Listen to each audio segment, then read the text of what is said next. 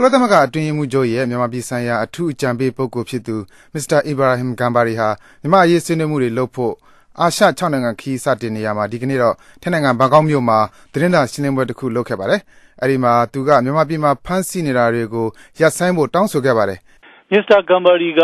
မြန်မာနိုင်ငံကိုသူမကြာခင်အချိန်တွင်းပြန်သွားနိုင်ရေးမြန်မာနိုင်ငံမှာတွေ့ဆုံဆွေးနွေးရေးနဲ့အမျိုးသားပြန်လည်သင့်မြတ်ရေးတွေပေါ်ပေါက်လာအောင်ဒေသတွင်းခေါင်းဆောင်တွေနဲ့တိုင်ပင်ညှိနှိုင်းပြီးတော့လိုအပ်တဲ့နိုင်ငံရေးပတ်ဝန်းကျင်အနေအထားကိုဖန်တီးဖို့ဖြစ်တယ်လို့ပြောပါတယ်။သူကထိုင်းနိုင်ငံဂျာယီဝန်ကြီးနီတယာပေပါဆိုဂရန်နဲ့တွေ့ဆုံပြီးတော့ထိုင်းနိုင်ငံဂျာယီဝန်ကြီးဌာနမှာပဲဒီနေ့သတင်းထောက်တွေကိုတွေ့ဆုံပါတယ်။ First,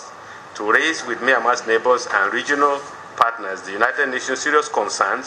at the continuing မြန်မာနိုင်ငံအတွင်းမှာစန္ဒပြပွဲတွေကိုစစ်အစိုးရကခြေမုံတဲ့လူ့ခွင့်ရေးချိုးဖောက်မှုတွေဆက်ရှိနေတာတွေနဲ့ပတ်သက်ပြီးကုလသမဂ္ဂအနေနဲ့အထူးစိုးရိမ်မိပါတယ်ဆိုတာကိုမြန်မာအိန္ဒိချင်းနိုင်ငံတွေဒေသတွင်းနိုင်ငံတွေကိုပြောပြဖို့ဖြစ်ပါတယ်လို့သူကပြောပါတယ်။ဒုတိယကတော့မြန်မာနိုင်ငံကိုအမြန်ဆုံးသွားပြီးအားလုံးပါဝင်နိုင်တဲ့သက်ဆိုင်ရာအဖွဲ့အစည်းပေါင်းစုံပါဝင်ဆွေးနွေးနိုင်တဲ့နိုင်ငံရေးတွေ့ဆုံဆွေးနွေးပွဲတွေဖြစ်မြောက်ရေးကုလသမဂ္ဂကနေကူညီဆောင်ရွက်နေတာကိုနောက်တစ်ဆင့်ဆက်ပြီးအကောင့်ထဲပေါ်နေအောင်ဒေသတွင်းနိုင်ငံတွေနဲ့ဆွေးနွေးဖို့ဖြစ်တယ်လို့ပြောပါတယ်။နောက်တစ်ခုကတော့မြန်မာနိုင်ငံမှာတွေ့ကြုံနေရတဲ့နိုင်ငံရေးစီးပွားရေးအခက်အခဲတွေအကဲဆမ်းမှုတွေကိုကုလသမဂ္ဂအနေနဲ့ကူညီဖြေရှင်းပေးတဲ့နေရာမှာ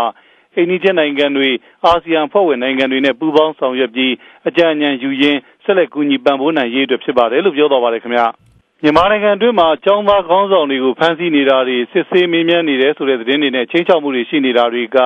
ကုလသမဂ္ဂနဲ့မြန်မာနိုင်ငံကြားအပြန်အလှန်ထိတွေ့ဆက်ဆံရေးအလွန်အမင်းအနှောင့်အယှက်ဖြစ်စေပါတယ်လို့ Mr. Gambari ကပြောသွားပါတယ်။ The reports of arrest of the remaining student leaders,